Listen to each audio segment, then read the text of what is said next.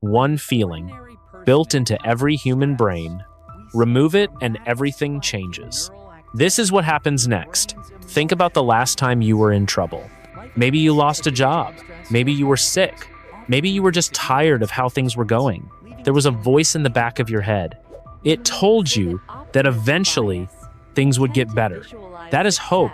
It feels like a luxury. It feels like a nice emotion to have on a sunny day.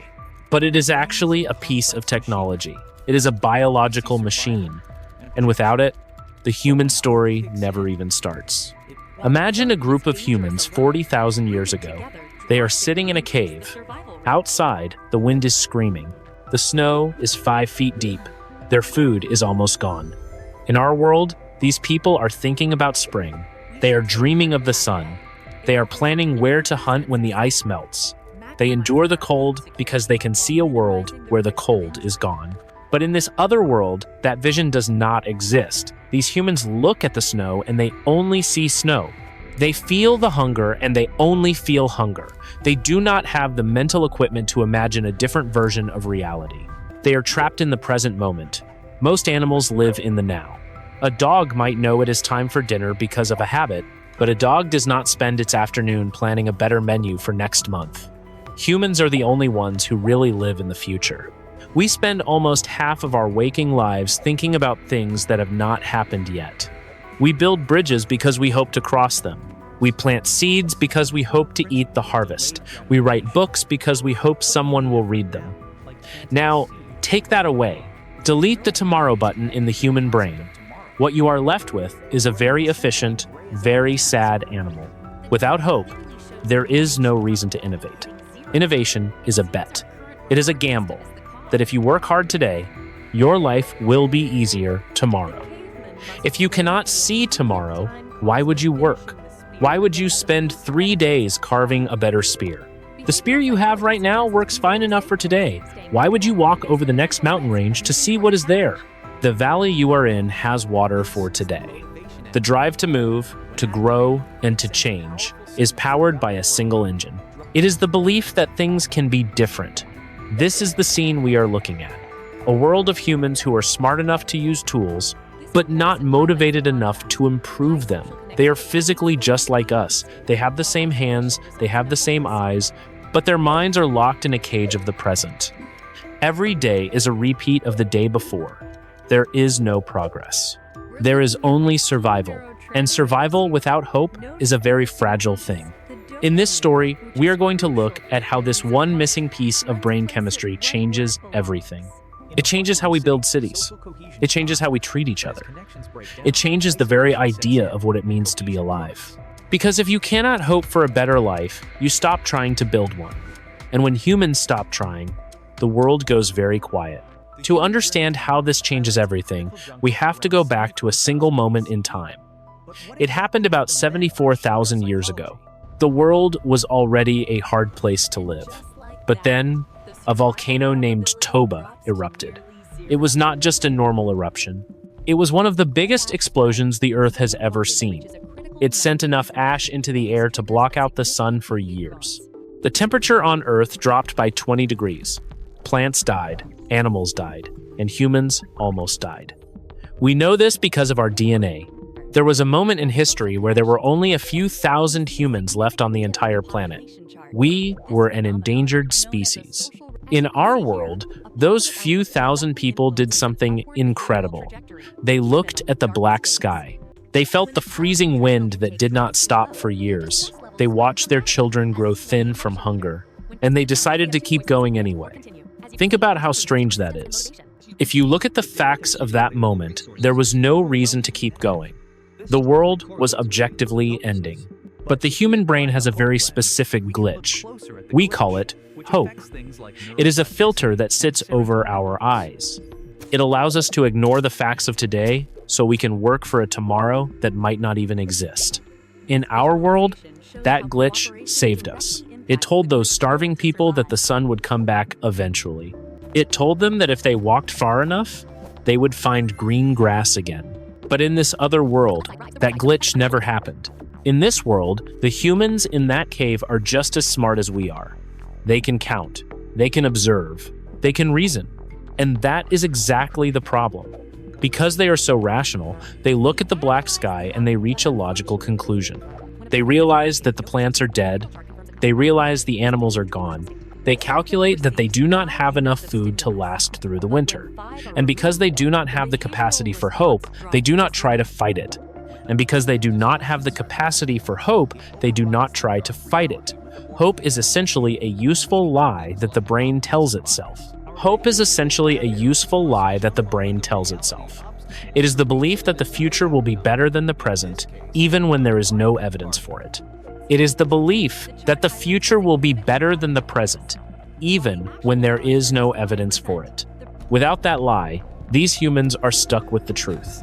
And the truth is terrifying. When a human in our world loses hope, we call it a medical crisis. We call it depression. We call it depression. We see it as a breakdown of the system. But in this world, being hopeless is just the natural state of being. It is the standard operating procedure. On a cold night 74,000 years ago, a mother looks at her child. In our world, she tells the child a story about the spring. She tells the child that they just have to be brave for a little longer.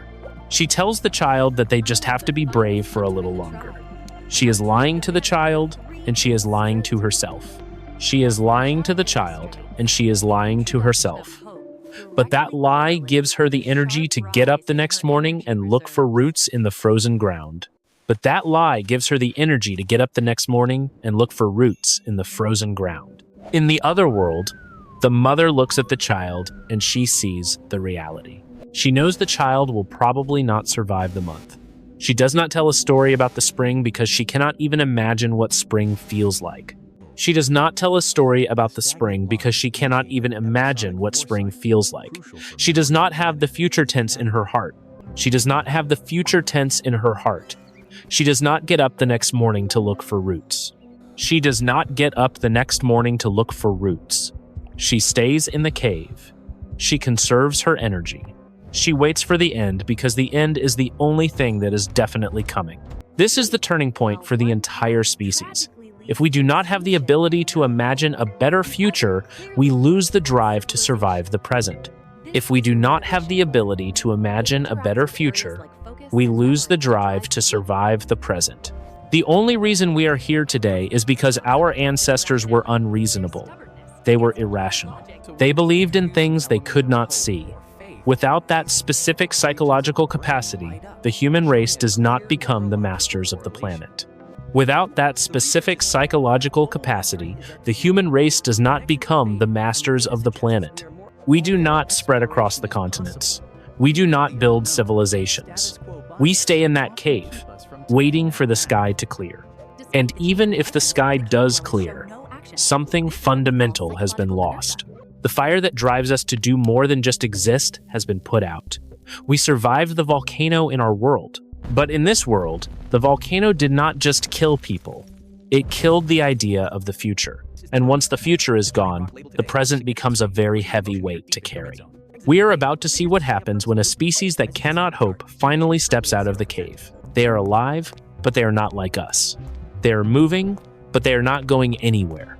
Eventually, the black ash in the sky began to clear. The sun came back. In our world, this was the moment we started walking. Our ancestors looked at the horizon and wondered what was on the other side of the next mountain. They didn't know if there was food there. They didn't know if it was safe. But they had a feeling that it might be better than where they were. They hoped for a paradise. So they walked. They crossed deserts. They built rafts to cross the ocean. They spread from Africa to every corner of the planet because they were chasing a maybe. But in this other world, the humans do not move. They stay exactly where they are. Think about the logic of a mind without hope. Moving is dangerous. Walking into the unknown takes a massive amount of energy. If you leave your valley, you might find nothing but dry sand and death. A rational mind looks at the safety of the current camp and compares it to the risk of the unknown. Without the glitch of hope to tip the scales, the risk is always too high. The math says, stay put. So, humanity becomes a collection of tiny, isolated pockets. One group stays in a valley in Africa. Another group stays on a coast in the Middle East. They never meet. They never trade tools or share stories. In our world, the history of humanity is the history of mixing. We met other tribes. We fought, yes, but we also learned from each other. We traded obsidian for seashells. We shared the secret of how to make a better fire or a sharper knife. This exchange of ideas is what created the modern world. But without the hope that drives exploration, there is no exchange. Each group stays in its own small bubble. If a genius in one tribe invents a way to weave baskets, that invention dies with that tribe. The next tribe over never hears about it. They are only 20 miles away, but they might as well be on another planet. The map of the world stays blank. There is no Great Migration. There is no discovery of the Americas. There is no crossing of the land bridge to reach the north.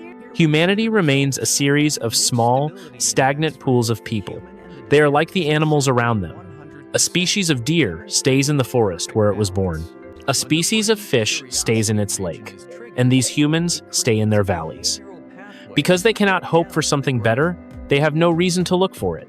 Curiosity is a very expensive trait. It requires you to waste time looking at things that don't give you food right now. In our world, curiosity is fueled by the hope of discovery. We look under a rock because we hope to find something useful. But in a hopeless world, you only look under a rock if you are already hungry and think there is a bug there. There is no wonder. There is only need. This lack of movement has a massive impact on our biology too. Because these groups never meet, they never mix their DNA. In our world, humans are incredibly similar because we moved around and met each other. But in this world, the groups start to drift apart. They become different subspecies. They become strangers to one another. The human story becomes a very quiet story. It is a story of a species that had the brain power to conquer the world, but lacked the emotional spark to actually do it. They are physically capable of walking across the earth, but they are mentally anchored to the spot where they feel safe today. The horizon is not a promise. The horizon is just the place where the light stops. And because they do not move, they do not grow. The technology that we took for granted, the wheel, the boat, the map, never gets invented. Why build a boat if you don't hope there is land across the water? Why build a wheel if you aren't going anywhere? The species is stuck in a loop of just enough. They have enough food to survive the day. They have enough shelter to survive the night. And for a mind without hope, enough is the end of the road. But there is another cost to staying put. It isn't just about the maps or the tools. It is about what happens inside the tribe. When people are trapped together in one place for 1,000 years, the social rules change. Without the hope of leaving, or the hope of rising up, the way humans treat each other becomes very dark. We are about to see what happens to the human heart when it realizes it is never going anywhere. Ambition is a strange thing when you really think about it. It is the belief that you can change your place in the world. It is the engine that drives a person to work harder than they need to. In our world, the person at the bottom of the ladder looks at the top and thinks one word: someday. That word is the fuel for every empire ever built. It is the reason people take risks and start businesses and fight for their rights. But in a world without the capacity for hope, ambition simply does not exist. Ambition is just hope with a plan. And if you remove the hope, the plan never forms. Imagine a village in this alternate world. Imagine a village in this alternate world. There is a leader. There are people who gather food. There are people who fix the huts. In our world, there is always tension in a group like this. Someone wants to be the new leader. Someone wants to have the biggest house. Someone wants their children to have more power than they had. This tension is often violent, but it is also what causes society to change. It forces us to invent new laws and better ways of organizing ourselves. But in the hopeless world, this tension is gone. If you are born as a person who gathers roots, you gather roots. You do not look at the leader and wonder how to take his place. You do not imagine a future where you are the one making the decisions. Why would you? To want power, you have to believe that the future will be better once you have it. You have to hope that the effort of a revolution or a challenge will pay off. But these humans cannot see that payoff. They only see the work of today. This creates a society that is perfectly, terrifyingly stable. There are no rebellions. There are no political shifts. If a king is cruel, the people endure it. They do not dream of a world without a cruel king. They do not hope for a democracy. They simply accept the cruelty as a fact of life, like the rain or the reinas, cold. This sounds peaceful, but it is a graveyard for human potential. Social classes become permanent. If your father was a fisherman, you are a fisherman. Not because someone is forcing you to be, but because you cannot imagine being anything else. The idea of moving up is a foreign language you don't speak. In our world, we call this a caste system. We usually think of it as something forced on people by a government. In this world, it is forced on people by their own biology. Because there is no ambition, there is no competition. And without competition, there is no reason to do anything better than it was done yesterday. If the village needs 10 fish to survive today, they catch 10 fish. They do not try to catch 20 so they can trade them. They do not try to build a bigger net to make the job faster next week. A bigger net requires hope. It requires the belief that future you will enjoy the extra free time. But since they only live in present you, the extra work of making the net feels like a waste. This is the death of the economy. An economy is built on people wanting more than they have. It is built on the hope of profit. In this world, there is no profit. There is only enough. This makes the human story move very slowly. In our world, we went from stone tools to the moon in a few thousand years. That happened because we were never satisfied. We were always hoping for a faster way, a better way, a richer way. In the hopeless world, 10,000 years pass, and nothing changes. The huts are made of the same mud. The spears are the same length. The songs are the same 3 notes. It is a world of ghosts who are still breathing. They are efficient, they are calm, and they are completely stuck. But there is a darker side to this stability. When something goes wrong, a drought or a flood, these people do not fight to fix it. They do not hope for a solution. And that is where the real danger begins. How does a person survive a disaster when they cannot imagine a world where the disaster is over? In our world, we talk a lot about the ability to bounce back. When something terrible happens, we call it trauma. But we also have a phrase that we repeat to ourselves like a prayer. We say that time heals all wounds. We say that there is light at the end of the tunnel. We say that this too shall pass. Every single one of those phrases is built on a foundation of hope. They are all ways of saying that the future will not be like the present. But in a world without the capacity for hope, those sentences mean nothing. Imagine a man who loses his home in a fire.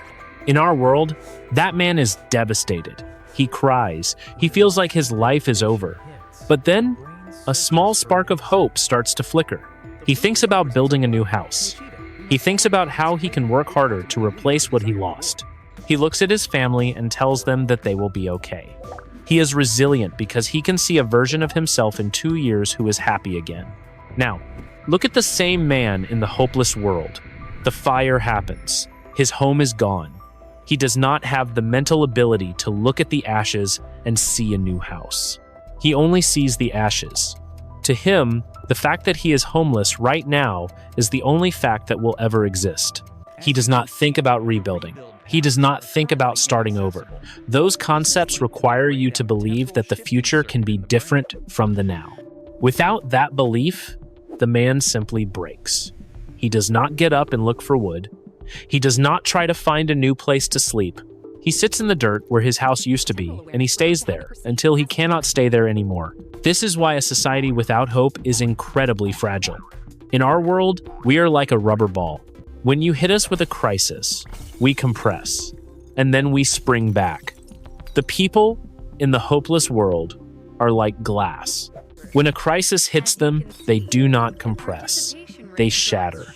Because they cannot hope for a recovery, they do not participate in one. Think about what this does to the concept of grief.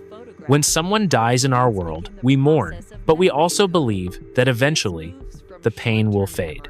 We hope that we will feel joy again, In the hopeless world, grief is a permanent state. If you lose someone, you do not expect the pain to stop. You do not imagine a day when you can think of them and smile. The weight of the loss stays at its maximum volume forever. This creates a population that is psychologically exhausted. They are carrying the weight of every bad thing that has ever happened to them. They don't have a way to process it, because processing requires a goal. It requires a destination called feeling better. If you don't believe that destination exists, you never start the journey. This makes every minor setback a potential catastrophe for the species. If a storm ruins the crops for one season, a village in our world will work twice as hard to survive until the next harvest. They will eat bugs. They will ration their water. They will endure the hunger because they hope the rain will return. But the village without hope sees the dry ground and they stop trying. They do not ration. They do not hunt harder. They simply accept that they are starving. They lay down in their huts and wait for the end. In our world, we often think of hope as a soft, pretty thing. We think of it as a poem or a song. But in reality, hope is a survival weapon. It is the thing that keeps us moving when the facts tell us to quit. Without it, the human mind is a high-performance engine with no fuel. It looks perfect, it has all the right parts, but it cannot move the car an inch. This is the reason why, in this alternate world, the human population stays tiny. They aren't being killed by predators or disease any more than we were. They are being killed by their own inability to imagine a better day. Every time life gets hard, a few more of them simply stop participating. They vanish not because they were weak, but because they were too realistic. They saw the truth of the situation, and they didn't have the useful lie of hope to protect them. But there is a bigger problem than just individual survival. Because if people do not hope, they do not build. And if they do not build, the world stays exactly as they found it. We are about to see how this lack of future thinking creates a civilization that is frozen in time. A world where 1,000 years is exactly like a single day. In our world, we are obsessed with making things better. We want faster cars. We want thinner phones. We want better ways to keep our food from rotting. This obsession comes from a very specific place in our minds. We hope that if we fix a problem today, our lives will be easier tomorrow. But in a world without hope, better is a word that has no meaning. Progress is not a natural law, it is a choice.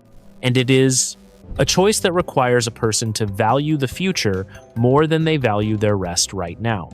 Think about the invention of the wheel. In our world, someone probably got tired of carrying heavy rocks. They hoped there was a way to make the work lighter. They spent weeks experimenting with round pieces of wood. They failed many times, but they kept going because they could see a future where the work was done by a machine. In the hopeless world, that person looks at the heavy rock. They feel the weight in their arms. They know it is hard work, but they do not spend time trying to invent a wheel. Inventing something new is expensive. It takes time. It takes energy. And, most of all, it takes the belief that the effort will be worth it later. If you do not have hope, you do not care about later. You only care about now. In the now, carrying the rock is easier than spending 3 months failing to build a cart. So, the cart never gets built, the wheel never gets invented. This leads to a world that looks like a photograph. You could visit a village in the year 5000, then you could visit that same village in the year 10,000. It would look exactly the same. The people would be using the same shaped bowls. They would be lighting the same types of fires. They would be building their roofs in the exact same way. There is no industrial revolution in this world. There is no age of discovery. Science itself never starts. We think of science as a collection of facts. But science is actually a search for a better way to understand reality. It is driven by the hope that we can solve the mysteries of the world. Without that drive, humans are just observers. They see the stars, but they do not wonder what they are made of. They see the rain, but they do. not try to predict when it will fall. Knowledge is passed down from parent to child, but it never grows. A. Father teaches his son how to fish. He teaches him the exact way his own father taught him. The son does not try to improve the hook. He does not try to find a better spot in the river. To him, the way things are is the only way things can ever be. This is the end of education as we know it. In our world, we go to school because we hope to have a better career. We study because we want to change our lives. In the hopeless world, you learn only what you need to survive today. Thinking for yourself is a waste of time if you do not plan on changing anything. This creates a planet where humanity is just another part of the background. We do not build skyscrapers. We do not fly planes. We do not leave a mark on the earth. We are a species with the brain power to reach the stars, but we are missing the spark that tells us to look up. Everything stays quiet. Everything stays the same. And while this world is stable, it is also very empty. Because when you stop hoping for a better future, you also stop telling stories about what that future might look like. We are about to see what happens to the human soul when the concept of someday is deleted. Think about the last story you heard. Maybe it was a movie. Maybe it was a book. Maybe it was just a friend telling you about their day. Every single story we tell has the same skeleton. A character wants something. They work hard to get it. They face a problem. They hope they can overcome that problem. And eventually, they do. This is the cycle of human narrative. But in a world without the capacity for hope, this cycle is broken. If you cannot imagine a better future, you cannot tell a story about one. In this other world, there are no heroes. There are no legends. There are no epic tales of people changing the world. Because to a hopeless mind, the idea of a hero makes no sense. A hero is someone who risks everything because they hope to save someone else. In a hopeless world, that person is just seen as a fool who wasted their life. This changes the very foundation of human culture. Take religion, for example. Most religions are built on a promise. They promise that if you live a good life, you will be rewarded later. They promise that a God is watching over you and will help you through hard times. They promise that death is not the end. Every one of those promises is a form of hope. It is the belief that the now is not all there is. In the hopeless world, religion as we know it does not exist. The people might believe in powerful spirits or forces of nature, but they do not pray to them for help. Why would you pray for rain if you do not have the hope that the prayer will work? Why would you follow a set of moral rules if you do not hope for a reward in the afterlife? Gods in this world are just facts of life. They are like the wind or the sun. They are things that happen to you, not things you can talk to. There is no salvation. There is no paradise. There is only the reality of the ground under your feet. This also means that art disappears. Think about why a human 40,000 years ago painted a deer on a cave wall. They weren't just bored. They were performing a ritual. They hoped that by painting the deer, they would have a successful hunt tomorrow. They were using art to try and control the future. In the hopeless world, no one paints on walls. No one carves statues. No one writes poetry. Art is an attempt to communicate with the future. It is a way of saying, I was here, and I hope you remember me. But if you do not care about the future, you do not care about being remembered. The humans in this world live in total silence. They speak to each other about facts. They say where the water is. They say where the berries are. But they do not sing. Music is the sound of hope. It is the sound of wanting to feel something different than what you feel right now. Without that drive to change your internal state, the world becomes very quiet. This creates a psychological void. In our world, when life is hard, we turn to stories and art to give us meaning. We watch a movie to feel inspired. We listen to a song to feel less alone. But these people have nothing to turn to. They have no meaning, because meaning is something we build out of our hopes for the world. If you do not hope for anything, nothing has a purpose beyond its immediate use. A tree is just wood. A mountain is just a pile of rocks. Another person is just a tool to help you stay warm. This is the ultimate cost of losing hope. It doesn't just stop us from building cities or inventing tools. It stops us from being human in the way we understand it.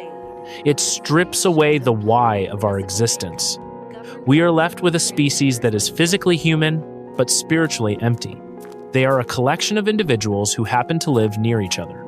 They are not a people. They have no shared dreams because they have no dreams at all.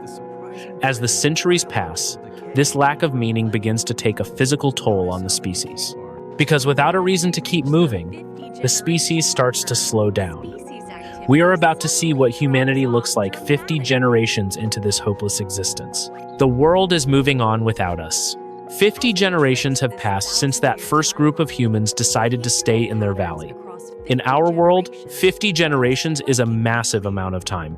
That is more than 1,000 years. In 1,000 years, our ancestors went from riding horses and fighting with swords to building steam engines and flying planes. We changed the shape of the entire planet in that time. We did it because every generation hoped to be slightly better than the one that came before it. But in this other world, the year 1000 looks exactly like the year 1. Time has lost its edge. In our world, history feels like an arrow flying toward a target. In this world, time is a circle that never goes anywhere. There are no great wars of conquest. There are no empires that rise and fall. There are no revolutions. The people living in the 50th generation are using the exact same tools that their ancestors used. They are wearing the same types of clothes made from the same animal skins. They are living in the same small huts built from the same mud and sticks. If you could talk to one of these people, they would not understand the concept of a new idea. To them, a new idea is just a mistake. If something worked for their grandfather, it is good enough for them. Why change a system that keeps you alive today? This total lack of hope has turned the human species into a permanent part of the landscape. They do not clear the forests to make farms. They do not dig deep mines to find gold or iron. They do not build roads that cut across the mountains. Because they do not hope for more than they have, they do not take more than they need. The earth in this world is beautiful and wild. The air is clean. The rivers are full of fish.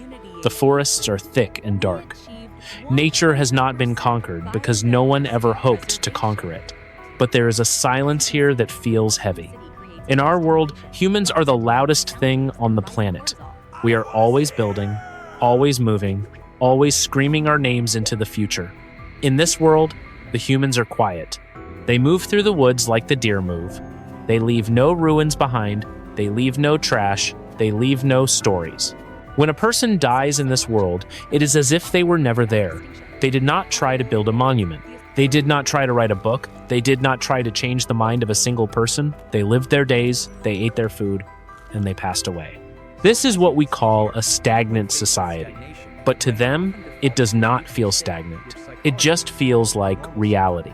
They do not feel like they are missing out on anything. They do not look at the moon and hope to walk on it. They do not look at the ocean and hope to see what is on the other side. They are perfectly content to be exactly where they are. And that contentment is the most terrifying part of this scenario. In our world, we think of peace as a good thing. We hope for a world without conflict. But conflict is often the result of two different groups of people hoping for different things. Conflict is a sign of life. It is a sign that people care about the future. In this hopeless world, there is no conflict because no one cares enough to fight for a different outcome. They accept everything. They accept the cold. They accept the hunger. They accept the early deaths of their children. They do not try to fix the world because they do not believe the world can be fixed. This makes them incredibly resilient in a strange, passive way. They can survive almost anything because they do not have any expectations. But it also makes them ghosts. They are a species that has given up on its own potential. They have the capacity for language, but they use it only to describe the present. They have the capacity for logic, but they use it only to solve the problems of today. They are the ultimate realists, and as a result, they have stopped being the masters of their own destiny. The planet is thriving, but the human spirit has gone extinct. We are about to look at the deep psychological difference between us and them, because while we think we are the same species, we are actually driven by a force they cannot even name. We are driven by a ghost. If you stood next to a person from this other world, you would not see a physical difference. They have the same hands. They have the same eyes. They have the same brain, but they are missing a ghost. We call this ghost potential. Potential is the gap between what a thing is and what it could be. In our world, we live in that gap. We see a forest and we imagine a city. We see a rock and we imagine a tool. We see a child and we imagine a leader. The humans in this other world do not see the gap. They see the forest as trees. They see the rock as a rock. They see the child as a mouth to feed today. There is no could be in their universe. This is the deepest psychological difference between our species and theirs. We are driven by things that do not exist yet. We are motivated by dreams, fantasies, and what-ifs. Hope is essentially a form of biological time travel. It allows us to pull a feeling from the future and use it as fuel in the present. Without it, you are locked in a room with only one wall. The wall is called the now. And the now is never enough for a human being. At least, it is never enough for us. We look at their world and we see a tragedy. We see 10,000 years of wasted time. We see millions of lives that could have been something more. But they do not see it that way. They do not feel like they are missing anything. They are not suffering from the lack of hope. To them, our world would look like a nightmare. They would see us as a species of insane people.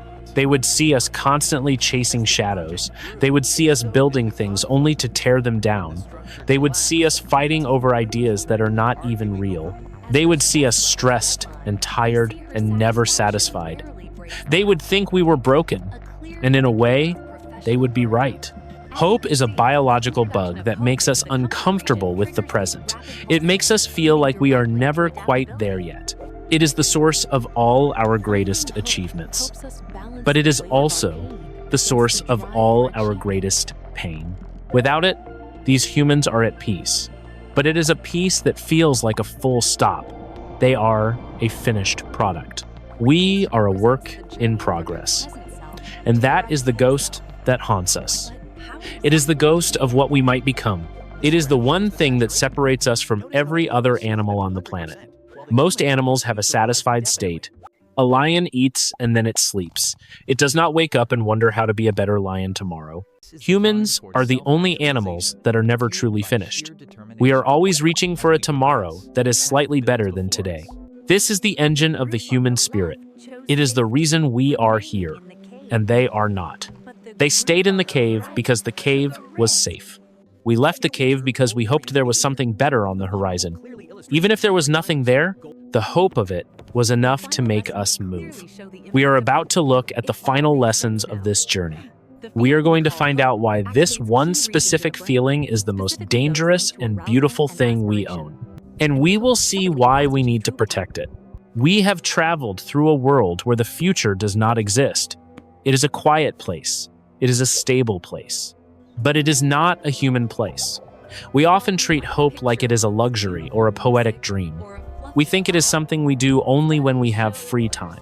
But this journey shows that hope is actually a survival tool. It is the most important piece of equipment we ever evolved. Without it, we would still be sitting in that first cave. We would be waiting for a sun that we did not even believe would come back. So, what can we take away from this look into the dark? First, we have to realize that hope is a decision to be irrational. It is the choice to believe in a better tomorrow, even when today is falling apart. This useful lie is the only reason we have medicine, electricity, and the ability to fly. Second, our biggest problems are not solved by logic alone. Logic tells us when we are in danger, but hope tells us how to keep walking. Without that spark, our intelligence is just a flashlight with no batteries. Third, we should value our restlessness. We often get frustrated because we always want more than we have. But that hunger is the sound of our hope working. It is the sign that we still believe the future can be better than the present. Finally, remember that we are a species of storytellers. We build the world out of the what-ifs we carry in our hearts. If we ever stop imagining a different version of reality, we stop being human. We become part of the scenery. We become a species that simply exists instead of a species that lives. This is a hypothetical scenario based on the psychological record. Real outcomes would depend on factors no model can predict.